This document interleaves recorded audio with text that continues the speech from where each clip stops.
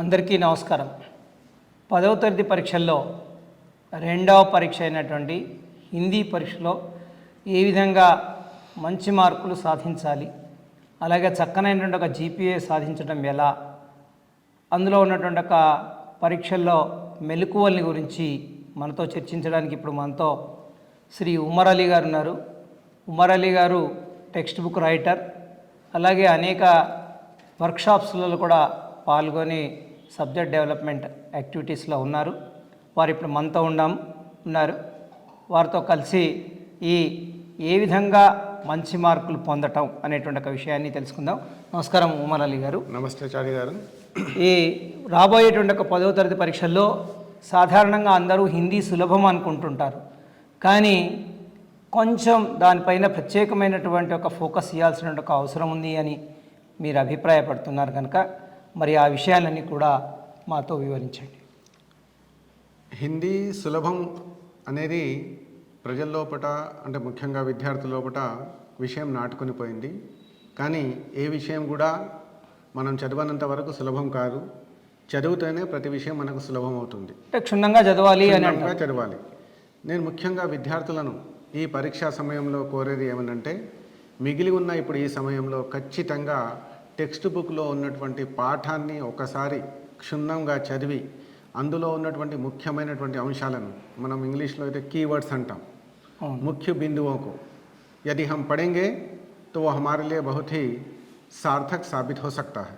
ఎందుకంటే ఆ ముఖ్య బిందువులను బేస్ చేసుకునే రేపు మనకు పరీక్షల్లో ప్రశ్నలు అడిగే అవకాశం ఉంటుంది. కాబట్టి ఏ సందర్భంలో ఆ ముఖ్య బిందువును చెప్పడం జరిగింది, దాని వెనుక ఉన్నటువంటి ఉద్దేశం ఏంటి ఇత్యాది విషయాలను మనము క్షుణ్ణంగా అర్థం చేసుకోగలిగితే డెఫినెట్గా మనము మంచి జీపీఏను సాధించిన వాళ్ళం అవుతాము. అంటే కీవర్డ్స్ ఆర్ వెరీ ఇంపార్టెంట్. మనకి కీవర్డ్స్ అనేటువంటి చాలా ముఖ్యమైనవి అంటున్నారు. మరి వాటిని అర్థం చేసుకున్నప్పుడే మనం ముందుకెళ్ళగలుగుతాం. ఇంకా ఏ అంశాలపైన దృష్టి పెట్టాల్సిన అవసరం? ముఖ్యంగా ప్రశ్నపత్రాన్ని తీసుకున్నట్టయితే అన్ని విషయాల్లాగా హిందీ ప్రశ్నపత్రం కూడా 2 భాగాల్లో విభజింపబడి ఉంటుంది. पार्ट ए और पार्ट बी. पार्ट बी के उत्तरों को हम पार्ट बी में ही लिखते हैं और पार्ट ए वाले उत्तरों वाले समाधान पत्र से, समाधान पुस्तिका से या उत्तर पुस्तिका से उसे जोड़ देते हैं. అంటే మనం మొట్టమొదటి పార్ట్ ఏకి సంబంధించినటువంటిది ఆన్సర్ షీట్ రాసేసి దానికే కడతాం, దానికే పార్ట్ బిని అటాచ్ చేస్తాం. అయితే పార్ట్ ఏకు వచ్చినట్టయితే पार्ट ए हमारे लिए बहुत ही महत्वपूर्ण है. पार्ट ए 60 मार्क्स के लिए, यानी 60 अंकों के लिए पार्ट ए की परीक्षा होती है. इसमें 2 सेक्शंस होते हैं, सेक्शन 1 और सेक्शन 2. सेक्शन 1 अर्थग्राह्यता प्रतिक्रिया के अंतर्गत होता है. अर्थग्राह्यता प्रतिक्रिया का अर्थ क्या है? जो अर्थग्राह्यता प्रतिक्रिया हम कह रहे हैं, उसमें ही उसका अर्थ सिमटा हुआ है. अर्थ ग्रहण करना और उसके ऊपर अपने विचारों को व्यक्त करना. అంటే అర్థం చేసుకోవాలి, తర్వాత తన సొంతమైనటువంటి అభిప్రాయాన్ని వ్యక్తపరచాలి. ये उसका मुख्य उद्देश्य है. तो यहाँ अर्थग्राह्यता प्रतिक्रिया के अंतर्गत सेक्शन 1 के लिए 20 अंक होते हैं. Total 20 marks for this section 1. तो इसमें हमारे लिए 3 प्रश्न दिए जाते हैं. మొట్టమొదటి దాంట్లో 3 ప్రశ్నలు ఇవ్వబడతాయి. अ और ई. अ ई 3 होते हैं. इसमें आ में जो अंश दिया जाता है वो हमारे पाठ्य पुस्तक के उपवाचक पाठों से कोई ना कोई एक गद्यांश या दो पैराग्राफ, 2 अनुच्छेद लिए जाते हैं. వాచకము ఉపవాచకము 2. వాచకంలోనే ఉపవాచకానికి సంబంధించినటువంటి 4 పాఠాలు పాఠ్య పుస్తకంలో ఉన్నాయి. ఆ 4 పాఠాల నుంచి ఏదైనా ఒక పాఠం నుంచి 10 పంక్తులకు మించకుండా 1 or 2 पैराग्राफ्स తీసుకొని దానికి అనుబంధంగా 5 ప్రశ్నలు అనేవి ఇవ్వడం జరుగుతుంది. तो ये 4 पाठ है हमारे लिए. शांति की राह में, हम सब एक है, अपने स्कूल को एक उपहार, अनोखा उपाय. ये 4 पाठों को यदि हम अच्छी तरह से ध्यान में रख लेते हैं, और यहाँ छात्रों को एक बात ध्यान में रखना है, इन 4 पाठों से एक गद्यांश देकर उसके नीचे जो 5 प्रश्न पूछे जाते हैं, उन 5 प्रश्नों में एक प्रश्न अनिवार्य रूप से पाठ के नाम को लेकर होने की संभावना 90% है. అంటే ఒక ప్రశ్న పారాగ్రాఫ్ను ఈ పారాగ్రాఫ్ ఏ పాఠం నుంచి తీసుకోవడం జరిగిందనే ప్రశ్న 90% రావడానికి అవకాశం ఉంది. కాబట్టి ఒక పూర్తి స్థాయి లోపల వాళ్ళు పాఠాలు చదివినప్పుడు మాత్రమే దాని జవాబు రాయగలుగుతారు. అయితే ఇక్కడ ఆ పాఠాల యొక్క పేర్లను గుర్తుపెట్టుకోవడానికి నేను ఒక చిన్న హింట్ ఇస్తాను.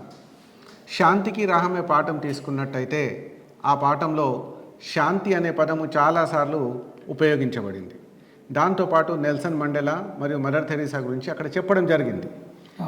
కాబట్టి అది శాంతికి రాహమే అని ఒకటి మనం గుర్తుపెట్టుకోవడానికి, అంటే ఈ 3 పేర్లు గుర్తుపెట్టుకుంటే మనకు ఒక మార్కు ఈజీగా మనం సంపాదించుకున్న వాళ్ళం అవుతాం.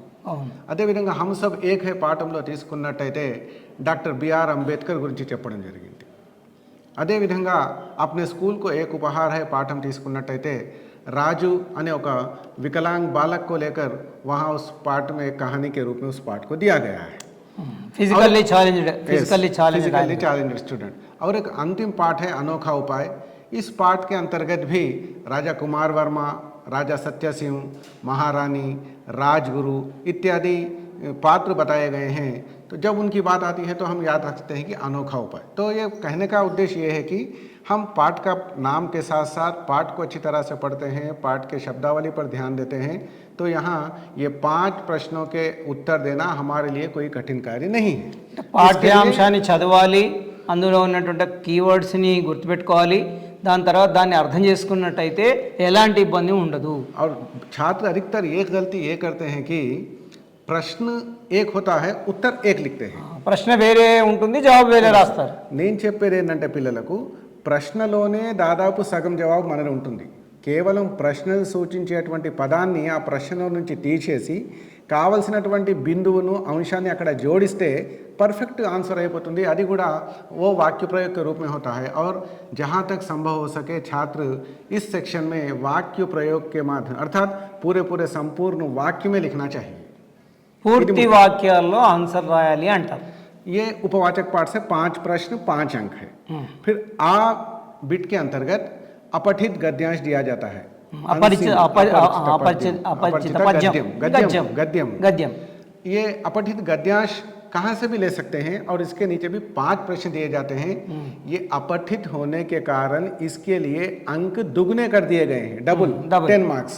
5 questions 10 marks. It means each question carries 2 marks. 2 marks అంటే ఒక క్వశ్చన్ ఆన్సర్ చేస్తే 2 మార్కులు వచ్చే అవకాశం ఉంటుంది. अपठित अननोन अनसीन. फिर इसके बाद ई बिट की बात आती है तो ये हमारी पाठ्य पुस्तक के कविता पाठों से दिया जाता है. 1 या 2 पद्यांश देकर उसके नीचे फिर से 5 प्रश्न 5 अंक होंगे. और ये मुख्य रूप से बरसते बादल, माँ मुझे आने दे, कन कन का अधिकारी, इन 3 कविता पाठों से मात्र ही लिया जाता है. अर्थात हमारी पाठ्य पुस्तक में कुल 12 पाठ है, जिसमें से 7 गद्य पाठ है, 5 पद्य पाठ है. इन 5 पद्य पाठों में 3 पाठ आधुनिक कविता से है, 2 पाठ प्राचीन कविता से है. प्राचीन कविता के पाठों को प्रश्नोत्तर यहाँ पद्यांश के रूप में देकर प्रश्न नहीं पूछा जाता. आधुनिक कविता के पाठों से मात्र ही पद्यांश देकर प्रश्न पूछे जाते हैं. ఆధునిక కవిత్వం నుంచి మాత్రమే ప్రశ్న అడుగుతారు. అవి కూడా 3 పాఠాలు ఉన్నాయి. बरसते बादल कवि का नाम सुमित्रानंदन पंत, माँ मुझे आने दे कवयित्री का नाम कन कन का अधिकारी डॉक्टर रामधारी सिंह दिनकर, और माँ मुझे आने दे मृदुल जोशी है. సో ఇట్లాంటి దాంట్లో నుంచి అవకాశం వస్తుంది. ఇది పార్ట్ 1 అంటే పార్ట్ 1లో ఒక సెక్షన్ 1.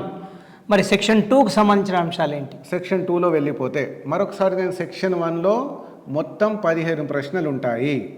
ఆలో 5, ఆలో 5, ఈలో 5 మొత్తం 15 ప్రశ్నలు ఉంటాయి.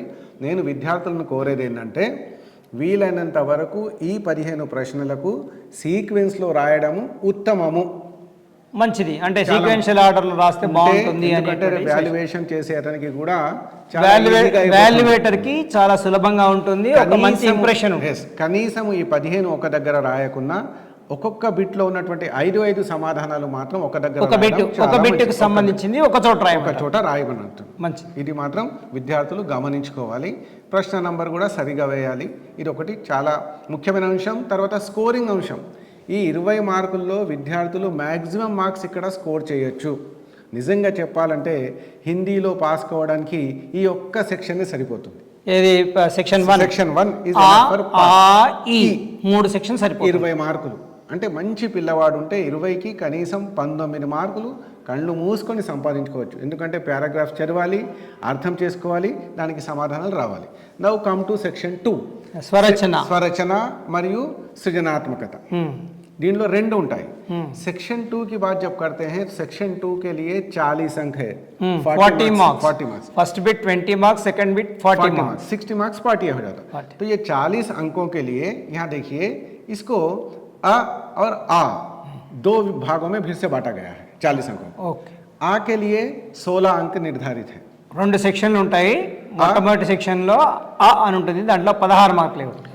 आ के लिए 24 अंक है 24 मार्क्स आ। तो आ की बात जब की जाती है तो आ के अंतर्गत प्रश्न संख्या 16 से 19 16 17 18 एंड 19 चार प्रश्न होते हैं। Each question carries 4 marks 4 4 the 16 marks.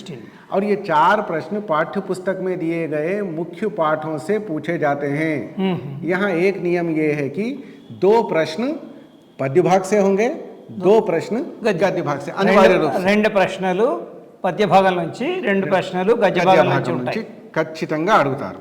ఈ 4 ప్రశ్నల్లో ఒక ప్రశ్న కవి లేదా రచయిత పరిచయం గురించి కూడా ఉంటుంది। కవి పరిచయం రచయిత పరిచయం రచయిత పరిచయం ఏదో ఒకటి। కవి పరిచయం అడిగినప్పుడు కవితా పాఠాల నుంచి ఒక ప్రశ్న మాత్రమే అడగడం జరుగుతుంది। రచయిత పరిచయం అడిగితే గద్యం నుంచి ఇంకొక ప్రశ్న అడుగుతారు। కండిషన్ ఏంటంటే 4గింట్లో 2 పద్య భాగం నుంచి 2 గద్య భాగం నుంచి ఒకటి మాత్రం కవి లేదా రచయిత గురించి ఉంటుంది। కవి రచయిత పరిచయం రాసేటప్పుడు చాలామంది విద్యార్థులు రకరకాలుగా ఆన్సర్స్ రాస్తున్నారు।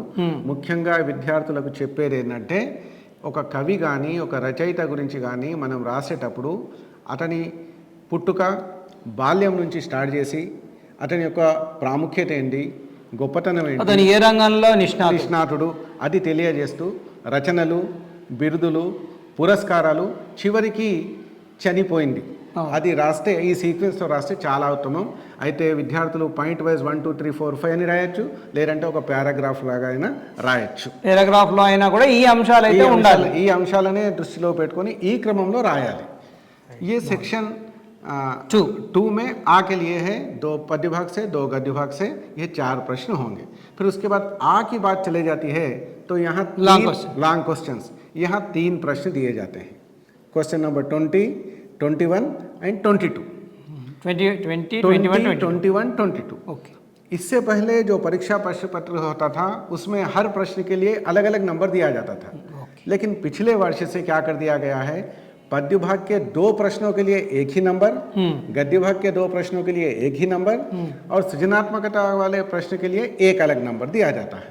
పద్య భాగం ఒకటి గద్య భాగం ఒకటి సృజనాత్మకత అన్నగారు ఇక్కడ ఏంటంటే పద్య భాగంలో 2 ప్రశ్నలు ఇస్తారు కానీ నంబర్ ఒకటే ఉంటుంది।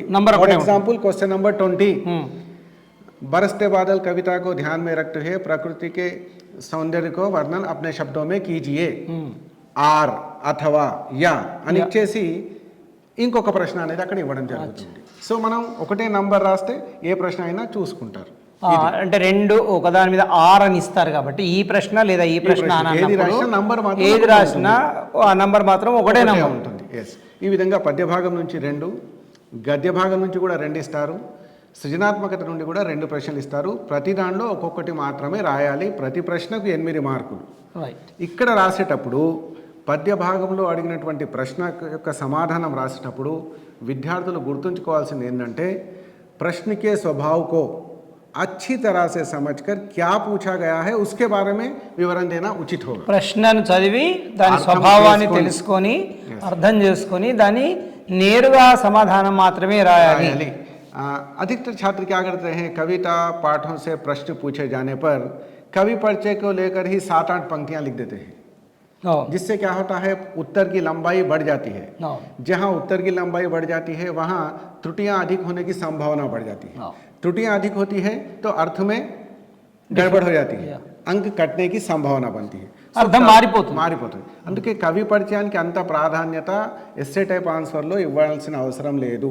కేవలం కవి పేరు అతను రాసిన ఏదైనా ఒక గ్రంథం పేరు రాస్తే సరిపోతుంది కానీ పూర్తి కవి పరిచయం రచయిత పరిచయం రాయాల్సిన అవసరం లేదు। పిల్లలు గమనించండి లాంగ్ క్వశ్చన్ రాసేటప్పుడు కవికి సంబంధించిన ఒక 2-3 అంశాలు మాత్రమే రాయండి మిగతా అంశాలన్నీ రాయాల్సిన అవసరం లేదు అంటున్నారు। తర్వాత నెక్స్ట్ బిట్కి వచ్చేటప్పటికి మనం క్రియేటివిటీ అంటున్నాం కదా సృజనాత్మకత దాని గురించి ఏంటి? సృజనాత్మకత అనేది క్వశ్చన్ నెంబర్ 22 కింద అడగడం జరుగుతుంది। ఇక్కడ రెండు ప్రశ్నలు అడుగుతారు సృజనాत्मकత నుంచి सृजनात्मकता के आधार पर 2 प्रश्न पूछे जाते हैं। ये 2 प्रश्नों में से किसी एक प्रश्न का उत्तर छात्र को लिखना है और इसके लिए 8 अंक है। और सृजनात्मकता की बात की जाती है तो मैं छात्रों को विशेष रूप से ध्यान देने के लिए ये कहता हूँ कि सृजनात्मकता का जो भी उत्तर लिखा जाता है छात्र एक सेपरेट पेज पर लिखने का प्रयत्न करें। విద్యార్థులు మీరందరూ కూడా ఈ క్రియేటివిటీకి సంబంధించిన ఆన్సర్ రాసేటప్పుడు ప్రత్యేకమైనటువంటి ఒక పేజీలో రాయండి. ఒక పేజీ తీసుకుని రాయడానికి ప్రయత్నం చేయండి. ఓకే. ఒక పేజీ నిండిపోయిన తర్వాత సెకండ్ పేజ్లోకి వెళ్ళండి, కానీ మిడిల్ ఆఫ్ ద పేజ్ నుంచి బాటమ్ ఆఫ్ ది పేజ్ నుంచి ఆన్సర్ను స్టార్ట్ చేయకండి. ఇది ఒక్కటి విద్యార్థులు గమనించుకోవాలి. మరి ఇక్కడ ముఖ్యంగా సృజనాत्मक अभिव्यक्ति के अंतर्गत मुख्य रूप से बच्चों को पत्र लेखन, letter writing, essay writing, poster making, సంవాద్ అంటే దాన్ని వార్తాలాపం అంటాం, కన్వర్జేషన్, साक्षात्कार की प्रश्नावली, interview questionnaire, interview and questionnaire, नारे मीन्स स्लोगन्स, डायरी लेखन, ओके, डायरी इत्यादि विधाओं पर यदि हम विशेष ध्यान लगाते हैं तो ये प्रश्न का उत्तर लिखना हमारे लिए कोई दिक्कत का काम नहीं है। और यहाँ एक बात ये भी है कि और अक्सर जब पोस्टर मेकिंग की बात की जाती है तो छात्रों में एक बात ये प्रश्न उत्पन्न होता है कि पोस्टर मेकिंग के लिए कलर पेंसिल्स या क्रेयॉन्स, स्केच पेंसिल्स का उपयोग करना है, इसकी कोई आवश्यकता नहीं है। सीधे सीधे पेंसिल से आप वहाँ को जो भी चित्र की आवश्यकता पड़ती है वो चित्र को खींच दीजिए, हो जाएगा। कलर करने की कोई आवश्यकता नहीं है। పోస్టర్ మేకింగ్లో విద్యార్థులారా రంగురంగుల పెన్నులు వాడాల్సినటువంటి ఒక అవసరం లేదు. ఓన్లీ పెన్సిల్తో మనం క్యారికేచర్ లాగా గీస్తే సరిపోతుంది, అది అర్థాన్ని ఇచ్చేలాగా ఉంటే సరిపోతుంది అంటున్నారు. ఇంకోటి ఏంటంటే ఈ కలర్ క్రేయాన్స్ కానీ కలర్ పెన్స్ కానీ మార్కర్స్ కానీ వాడితే ఏమవుతుందంటే ఆ పేపర్కు బ్యాక్ సైడ్ కూడా దాన్ని మొత్తం పడుతుంది, దాని ఇంప్రెషన్ పడుతుంది. కాబట్టి ఇంకో ఆన్సర్ రాయడానికి ఇబ్బంది అవుతుంది. కాబట్టి better to use simple HB pencil, black pencil, that's it. Okay. तो क्रिएटिविटी के अंतर्गत और एक विशेष बात यह है कि बच्चे जो भी उत्तर लिखते हैं प्रश्न के आधार पर, प्रश्न में क्या पूछा गया है। अक्सर मैं कई बार देखने को मिलता है कि जब संवाद को लेकर प्रश्न पूछा जाता है परीक्षा में तो मान लीजिए वहाँ 2 नाम दिए जाते हैं, रवि और भानु। लेकिन बच्चे क्या कर देते हैं, रवि भानु के स्थान पर और दूसरे नाम लगाकर लिख देते हैं। ये नहीं होना चाहिए। क्वेश्चन लो సార్ ఏమంటున్నారు, రవి భానుల మధ్యన కాన్వర్జేషన్ సంభాషణ రాయమని అన్నప్పుడు ఆ 2 పేర్లు మర్చిపోయి మళ్ళీ కొత్త పేర్లు వస్తున్నాయి, అలా రాకూడదు, ఆ పేర్లను మాత్రమే వాడండి అంటున్నారు। और संवाद की जब बात आती है तो संवाद में कम से कम संवाद की लंबाई 7-8 आदान प्रदान की होनी चाहिए। सो 7-8 ट्रांजैक्शन बिटवीन टू ये होना चाहिए। तो इससे क्या होता है 15-16 वाक्य वाला, 15-16 पंक्तियाँ वाला संवाद वहाँ बन जाता है। और ध्यान रखिए संवाद का आरंभ नमस्ते से करना उचित होगा। కాన్వర్జేషన్ అనేటువంటిది మీరు రాసేటప్పుడు ఎప్పుడైనా నమస్కారం అండి అని ప్రారంభించాలి। नमस्ते, नमस्कार, प्रणाम संदर्भ के अनुसार। और समाप्ति में अनिवार्य रूप से धन्यवाद, अच्छा ठीक है मैं चलता हूँ, धन्यवाद, కృతజ్ఞతలు చెప్పుకుంటూ దాన్ని కంక్లూడ్ చేయాలి। और यहाँ पार्ट ए में सेक्शन 2 की बात की जाती है तो सेक्शन 2 में यदि हम अच्छी तरह से पढ़ाई करते हैं तो यहाँ भी हमारे लिए स्कोरिंग का एक अच्छा मौका हमारे पास है। और विशेषकर मैं ये कहना चाहता हूँ कि कविता पाठों की बात जब की जाती है तो कविता के संबंध में कविता से हमारे पाठ्यपुस्तक में 5 पाठ है और प्रश्न भी हमारे प्रश्न पत्र में 5 ही है। सो इसका अर्थ क्या है, हर पाठ को वहाँ समान महत्व दिया जाता है, ऐसा समझकर चलना है। every lesson is important, 5 lessons are there, 5 questions they'll ask. ఎందుకంటే క్వశ్చన్ పేపర్లో ఏం చేస్తారంటే ఫస్ట్ పద్యాంశ్ అర్థగ్రాహ్యత ప్రతిక్రియ में 5 अंकों के लिए మోడర్న్ పోయిటరీ నుంచి తీసుకుంటున్నాం కాబట్టి 3 పాఠాల్లో ఒక పాఠం దానికి వెళ్ళిపోతుంది। కాబట్టి జనరల్గా పేపర్ సెటర్ ఏం ఆలోచిస్తాడంటే ఇక 4 ప్రశ్నలు ఉన్నాయి, 2 short answer questions, 2 essay type answer questions. కాబట్టి ఏమవుతుంది, आधुनिक कविता से 1, प्राचीन कविता से 1 लघु उत्तरात्मक प्रश्न, फिर आधुनिक कविता से 1, प्राचीन कविता से 1 निबंधात्मक उत्तरात्मक प्रश्न, इस तरह से लेकर सेट करते हैं। हो सकता है कभी कभी एक पार्ट से 2 भी होकर एक पार्ट छूट भी सकता है, लेकिन पद्य भाग पर ज़्यादा ध्यान दीजिए, ज़्यादा स्कोर करने का एक मौका आपको मिल सकता है। ये है पार्ट ए को लेकर एक छोटा सा विवरण। पार्ट ए में क्रिएटिविटी सृजनात्मक अंश में कितना वो डायरी लेखन, संवाद, नारे लिखना, साक्षात्कार की प्रश्नावली, पत्र लेखन, निबंध, पोस्टर। ओके, साक्षात्कार के लिए साक्षात्कार की प्रश्नावली की जब बात की जाती है तो हमारे पाठ्यपुस्तक में जो 12वां पाठ है धरती के सवाल अंतरिक्ष के जवाब, इसमें छात्र APJ अब्दुल कलाम से, टेसी थॉमस से जो साक्षात्कार किया है, उन साक्षात्कार के में पूछे गए प्रश्नों का उत्तर कलाम जी और टेसी थॉमस जी ने बड़े ही सुंदर ढंग से दिया है। किंतु जब परीक्षा की बात आती है तो छात्र को केवल प्रश्न मात्र ही पूछना है, उसके उत्तर लिखने की आवश्यकता नहीं है। ప్రశ్నలు మాత్రమే అడగాలి అంటే ఎందుకంటే జవాబులు అవసరం లేదు. ఇక్కడ స్పష్టంగా దాని ఉద్దేశం ఏంటంటే మీరు ఒకవేళ ఎవరినైనా ఇంటర్వ్యూ చేస్తే ఏం ప్రశ్నలు అడుగుతారు అనేది కాన్సెప్ట్ ఇక్కడ. మరి ఇక్కడ ముఖ్యంగా పిల్లలకు వచ్చే డౌట్ ఏంటంటే ఇంటర్వ్యూ ప్రశ్నలు రాయమని అన్నప్పుడు రకరకాల ఏదేదో ప్రశ్నలు అడుగుతున్నారు. అలాంటి ప్రశ్నలు కాకుండా మీరు ఇంటర్వ్యూ చేయబోయేటువంటి వ్యక్తి ఏ రంగంలో నిష్ణాతుడు, ఆ రంగానికి సంబంధించినటువంటి ప్రశ్నలు మాత్రమే అడిగితే బెటర్గా ఉంటుంది. బాగుంది. ఏ ఫీల్డ్లో అయినా ఇప్పుడు కవి అన్నప్పుడు కవిత్వానికి సంబంధించి, అబ్దుల్ కలాం అని అన్నప్పుడు మిసైల్స్, రాకెట్స్, సైంటిస్టు, రాష్ట్రపతి, సైంటిస్టు, ఆ అంశాలు రాయాలి. జిల్లా కలెక్టర్తో చేసినప్పుడు జిల్లాలో ఉండేటువంటి అన్ని రకాల సమస్యల గురించి ప్రశ్నలు అడగచ్చు. జిల్లా విద్యాధికారి గారిని మీరు ఇంటర్వ్యూ చేసినట్టయితే విద్యకు సంబంధించిన అంశాలు, పరీక్షా సమయంలో తీసుకోవాల్సినటువంటి జాగ్రత్తలు ఇత్యాది విషయంలోపై మీరు అడగవచ్చు. ఎగ్జామినేషన్స్, టైం టేబుల్స్, తర్వాత different types of the festivals in the schools, ఎట్లా చేస్తున్నాము, ఏం చేస్తున్నాము అనేటువంటిది. ये बात ध्यान में रखना है. और सबसे महत्वपूर्ण बात यह है कि साक्षात्कार की प्रश्नावली के जब प्रश्न पूछा जाता है तो इसमें जो अंतिम प्रश्न होगा, अंतिम प्रश्न ये होना चाहिए कि आपका संदेश क्या है. చివరి ప్రశ్న మీ సందేశం ఏంటి, अबाउट योर मैसेज, ये होना चाहिए. और पहला प्रश्न जहाँ तक हो सके उन्हें उनका बाल्यावस्था, उनकी प्राथमिक शिक्षा कैसे बीती, और दूसरा चाइल्डहुड एंड अर्ली एजुकेशन, और दूसरा प्रश्न आप इस क्षेत्र में आने के पीछे किसकी प्रेरणा है, ఎవరి ప్రభావం మీ మీద ఉంది మీరు ఈ రంగంలో రావడానికి. అంటే ఒక 8 ప్రశ్నలు మనం రాయాలని అనుకున్నప్పుడు 3 ప్రశ్నలు ఎవరికైనా కామన్గా ఇవి తీసుకుంటే, ఒక 5 ప్రశ్నలు ఆ వ్యక్తికి సంబంధించిన తీసుకుంటే మనకి ఎక్కువ మార్కులు స్కోర్ చేయడానికి అవకాశం ఉంటుంది. బాగుంది. తర్వాత ఇప్పుడు మనం పార్ట్ బికి వెళ్దాం. పార్ట్ బిలో ఏ అంశాలపైన మనం ఫోకస్ చేయాలి? పార్ట్ బిని తీసుకున్నట్టయితే పార్ట్ బి అనేది 20 ప్రశ్నలతో కూడినటువంటి ప్రశ్నపత్రము. వీటికి ఆన్సర్స్ ABCD క్యాపిటల్ ఇంగ్లీష్ లెటర్స్లో మాత్రమే ఆన్సర్ చేయాలి. మనం మల్టిపుల్ చాయిస్ క్వశ్చన్స్ ఉంటాయి. ప్రతి ప్రశ్న క్రింద 4 సమాధానాలు ఉంటాయి. వాటిని క్యాపిటల్ అక్షరాలైనటువంటి ABCDతో సూచిస్తారు. ఇంగ్లీష్ అక్షరాలు. బ్రాకెట్ ఉంటుంది. బ్రాకెట్లో విద్యార్థి తప్పకుండా ఆ అక్షరాలను మాత్రమే రాయాలి. ఏవైతే సూచించారో ABCD తోటనే సూచిస్తారు, అవే రాయాలి.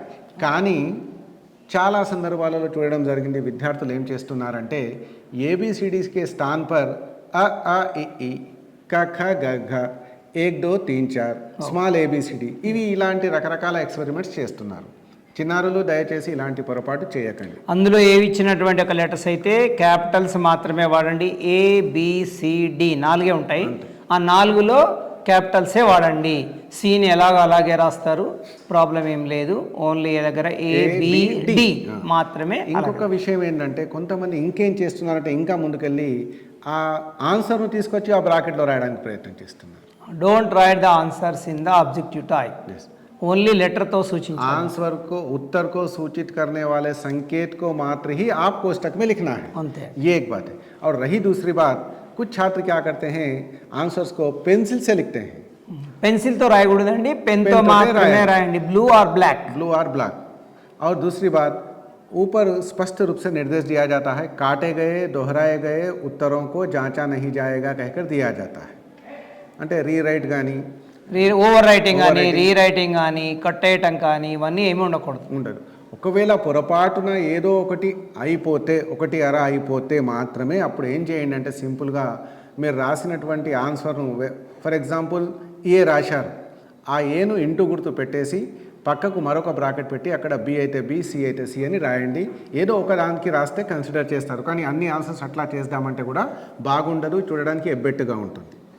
ఇది general instructions for part B. Now come to the point. Part B में 20 प्रश्न होते हैं, 20 अंक होते हैं, प्रत्येक प्रश्न को 1 अंक है, 30 मिनट का समय है. इसका अर्थ क्या होता है, एक उत्तर के लिए एक प्रश्न पढ़कर उसका उत्तर निर्धारित करने के लिए हमारे पास 1.5 मिनट का समय है. 90 सेकंड्स ऑफ टाइम, या 1.5 मिनट. 1.5 मिनट.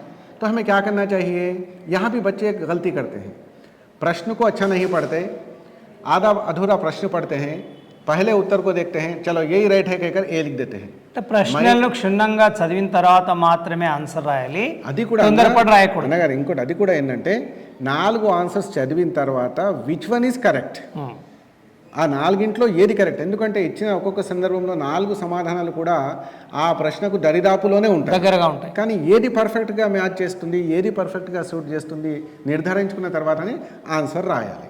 మరి ఈ 20 ప్రశ్నల్లో 10 प्रश्नలు शब्द भंडार से और 10 प्रश्न व्याकरणांश से दिए जाते हैं. कभी कभी एक प्रश्न बढ़ भी सकता है, अर्थात शब्द भंडार के 11 भी हो सकते हैं, व्याकरणांश के 9 भी हो सकते हैं, लेकिन एक नियम क्या है उसका 10 + 10. लेकिन ऐसा नहीं है कि पहले शब्द भंडार के होंगे फिर व्याकरणांश के होंगे, ऐसा नहीं है. सभी प्रश्न जम्बुल्ड होंगे, उसमें 20 प्रश्न होते हैं, प्रत्येक प्रश्न के लिए 4 उत्तर दिए जाते हैं. और प्रायः इन प्रश्नों में शब्दार्थ, विलोम शब्द, प्रत्यय, उपसर्ग, पर्याय, फिर उसके बाद बेमेल शब्द, वाक्य रचना, वाक्य के प्रकार के आधार पर प्रश्न, शुद्धवर्तनी वाला शब्द, शुद्धवर्तनी वाला वाक्य, सही क्रम वाला वाक्य, अनेक शब्दों के लिए एक शब्द वाला वाक्य इत्यादि ऐसे प्रश्न भाषा शब्द भंडार के अंतर्गत होते हैं. और संख्याओं को अंकों में लिखना, अक्षरों में लिखना, अक्षरों को संख्याओं में पहचानना, ऐसा भी प्रश्न होता है. और साथ ही साथ इसके साथ साथ मुहावरे को लेकर भी प्रश्न होता है. और मुहावरे की बात की जाती है तो वाक्य में मुहावरे को पहचानिए, वाक्य में प्रयुक्त मुहावरे का अर्थ पहचानिए, या अर्थ देकर इस अर्थ को सूचित करने वाला मुहावरा क्या है, ऐसे प्रश्न भी हो सकते हैं. और रही बात व्याकरणांश की, तो संधि, समास, लिंग, वचन, काल, फिर उसके साथ साथ शब्द भेद, वाक्य भेद को लेकर और वाच्य को लेकर, इस तरह से तरह विशेष भाववाचक संज्ञा को लेकर तरह तरह के प्रश्न पूछे जा सकते हैं. तो यहाँ क्या है, पार्ट बी की बात की जाती है तो सभी छात्रों को एक ही बात पर ध्यान देना है कि पहले दिए गए प्रश्न को अच्छी तरह से पढ़ें, उसका उचित उत्तर क्या है उसको जांचें, समझें, फिर उसका उत्तर को वहाँ ABCD के रूप में आप मार्क करें. Okay, thank you. చాలా విషయాల్ని మనకిప్పుడు ఉమర్ అలీ గారు తెలియజేసినారు. మనం హిందీ పేపర్ రాసేటప్పుడు పార్ట్ ఏ రాసేటప్పుడు తీసుకోవాల్సిన ఒక 3 సెక్షన్స్ చెప్పారు. 3 సెక్షన్స్లో కూడా మనం మంచి మార్కులు రావాలంటే ముందు టెక్స్ట్ బుక్ను, పాఠ్య పుస్తకాన్ని చదవడం నేర్చుకుని తరువుగా చదవాలి. చదివిన తర్వాత మాత్రమే ఆన్సర్ చేయండి. అలాగే మన ఇచ్చినటువంటి ఒక ప్రశ్నను పూర్తిగా అర్థం చేసుకున్న తర్వాత మాత్రమే ఆన్సర్ స్టార్ట్ చేయండి. ఆబ్జెక్టివ్ టైప్లో కూడా క్యాపిటల్ లెటర్స్ మాత్రమే వాడండి. మరి ఇలాంటి అంశాలని చెప్పినారు. మరి ఉమర్ అలీ గారు ధన్యవాదాలు. మరియు మీ కార్యక్రమంలో పాల్గొని మా విద్యార్థులందరికీ కూడా ధన్యవాదాలు తెలియజేస్తూ మంచి GPA సాధించాలని, 10 GPA అందరూ సాధించాలని కోరుకుంటూ సెలవు తీసుకుంటాను. ధన్యవాదాలు. సబ్స్క్రైబ్ చేయండి. Please do subscribe to Please like, share and subscribe to top Telugu TV. Top Telugu TV. Top Telugu TV.